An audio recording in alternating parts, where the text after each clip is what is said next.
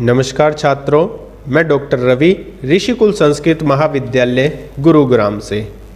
आइए आज हम रघुवंश महाकाव्य का अगला श्लोक पढ़ते हैं। सबसे पहले इसका सहस्वर वाचन देखेंगे। आप भी मेरे साथ सहस्वर वाचन कीजिए, मेरा अनुसरण कीजिए ताकि आप भी इसके उच्चारण में पारंगत हो सकें। आस्वादवद्भि कवलस्तिराणां कण्डूयनैदंस निवारणैश्च अव्याहतैस्वैर्गतैस्तस्या सम्राट् समाराधन् तत्परोऽभूत्। सम्राट् समाराधन् तत्परोऽभूत्।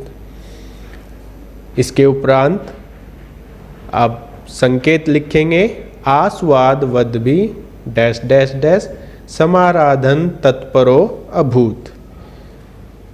उसके बाद आप प्रसंग लिखेंगे, प्रसंग देखेंगे। प्रस्तुत पद्यमिदम अस्माकं पाठ्यपुस्तक रघुवंशम नामना ग्रंथात् उद्धृतम वर्तते। जो प्रस्तुत पद्य है वो हमारी पाठ्यपुस्तक रघुवंश नामक ग्रंथ से लिया गया है। अस्य ग्रंथस्य रचनाकार, इस ग्रंथ के रचनाकार महाकवि कालिदास वर्तते। महाकवि कालिदास हैं। अस्मिन् सर्गे पुत्र प्राप्त्यर्थं सपत्न्या राज्ञ दिलीपस्य नंदिनी गोसेवाया वर्णनम वर्तते।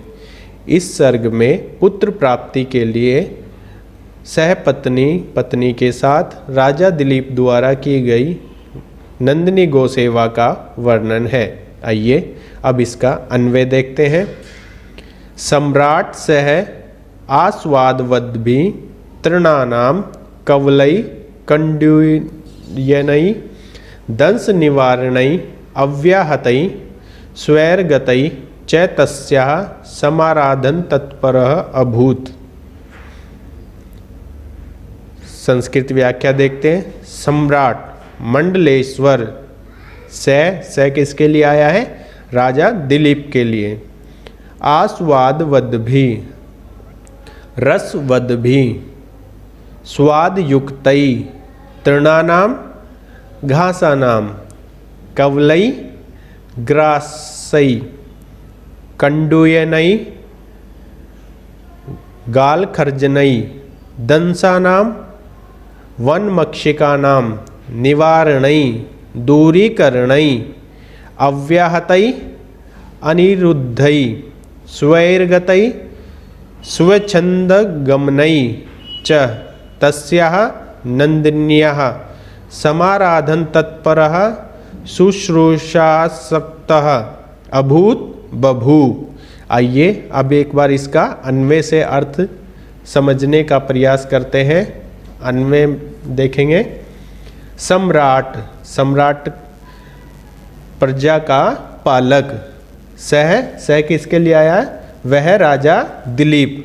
आस्वादवद्भि, आस्वादवद्भि खाने में जो स्वादिष्ट हैं। तृणानाम हरी हरी कोमल घास को। कवलई कोर बनाकर, ग्रास बनाकर खाने के लिए देते हैं।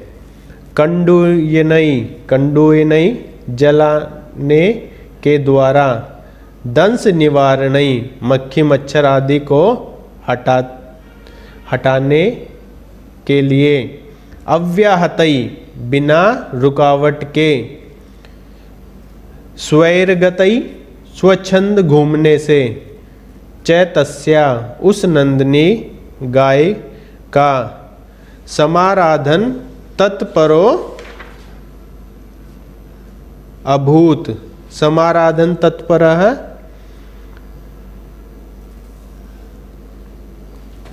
हुए हैं। अभूत मतलब हुए हैं, कार्य करने के लिए तत्पर हुए हैं। आइए अब इसका एक बार सामान्य अर्थ देख लेते हैं। वे चक्रवर्ती राजा दिलीप स्वादिष्ट कोमल घास के कोर बनाकर खिलाने में, नंदिनी गाय का शरीर खुजलाने में, मक्खी मच्छरों को उड़ाने